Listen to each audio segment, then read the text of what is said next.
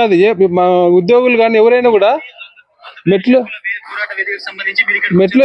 చూడండి, అశోక్ బాబు కర్ణాటక ఎన్నికల ప్రచారం అంటే మీకు వస్తుంది. మోడీ ప్రభుత్వం నష్టం చేసింది, మోడీ ప్రభుత్వం మన డ్యామేజ్ చేసింది కాబట్టి మోడీ ప్రభుత్వానికి మనం చెక్ పెట్టాలి అంటే ఓడించాలి ఖచ్చితంగా. అంతే చెక్ అంటే అదే కదా.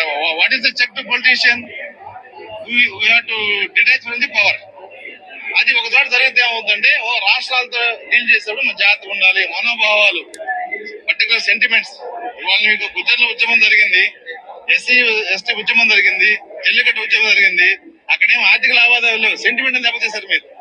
ఇక్కడ సెంటిమెంటే కాదు, డెవలప్మెంట్ దెబ్బతీసావు, సెంటిమెంట్ దెబ్బతీసావు, సెలబ్రేషన్ దెబ్బతీసావు. ఇన్ని తీసిన తర్వాత మేము ఎందుకు స్పేర్ చేస్తాం? మేము ఆ రోజున విడిపోయినప్పుడు కావాలంటే నేను బయట కూడా చూపిస్తా, కాంగ్రెస్ బీజేపీలు ఇద్దరు ఓడించాలని చెప్పి ఆ రోజున మేము, నాట్ ఓన్లీ కాంగ్రెస్. అయితే బీజేపీ తెలుగుదేశంతో జత కట్టి బతికిపోయింది ఆంధ్రప్రదేశ్. అది నేను చెప్పేది ఏంటంటే బీజేపీ తెలుగుదేశంతో జత కట్టింది కాబట్టి మేము వదిలేస్తాం. మళ్ళీ ఇప్పుడు బీజేపీ తెలుగుదేశంతో విడిపోయింది కాబట్టి మళ్ళీ కర్ణాటకకు వచ్చి మేము బీజేపీని ఓడించండి అని చెప్పి ప్రచారం చేసినాం. మళ్ళీ ఆయన ఆ వీడియోలోనే చాలా స్పష్టంగా చెప్తున్నారు చూడండి.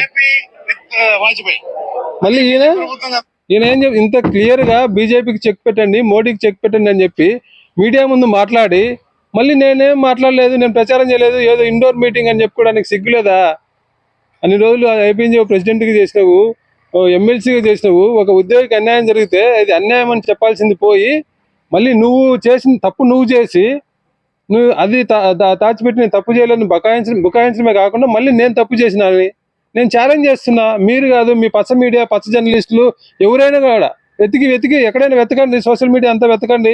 నేను ఎక్కడైనా పార్టీ జెండా పట్టుకొని ప్రచారం చేసినామేమో, పలానా పార్టీకి వైఎస్ఆర్సీపీకి ఓటేసి పోయాక ఈ అబద్ధాలు మాట్లాడే అలవాటు వచ్చిందో, లేదంటే ఆ పార్టీలో చేరినాక అలవాటు వచ్చిందో కానీ నిన్నైతే చాలా ఘోరంగా చాలా దిగజారి మాట్లాడాడు ఆయనకు అంత ఎదిగా మాట్లాడడం, అంత అబద్ధాలు మాట్లాడడం గతంలో ఎప్పుడు చూడలేము మేము.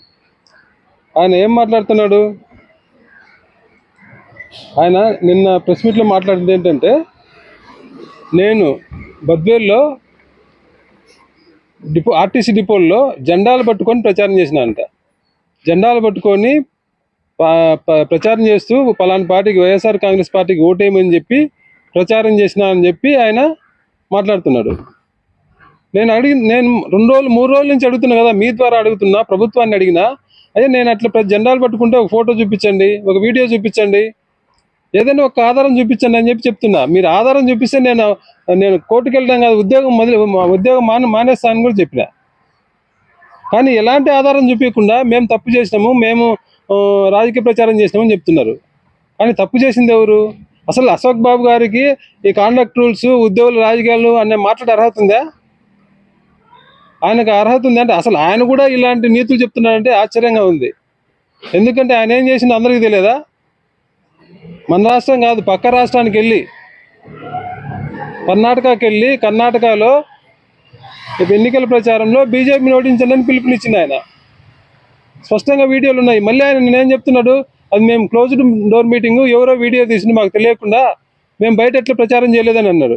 అది నిజమా? ఆయన బయట ప్రచారం చేయలేదా? అశోక్ బాబు గారు మీరు బయట ప్రచారం చేయలేదా? మీడియాతో మాట్లాడలేదా? బీజేపీకి బుద్ధి చెప్పండి అని మీడియాతో మాట్లాడలేదా మీరు?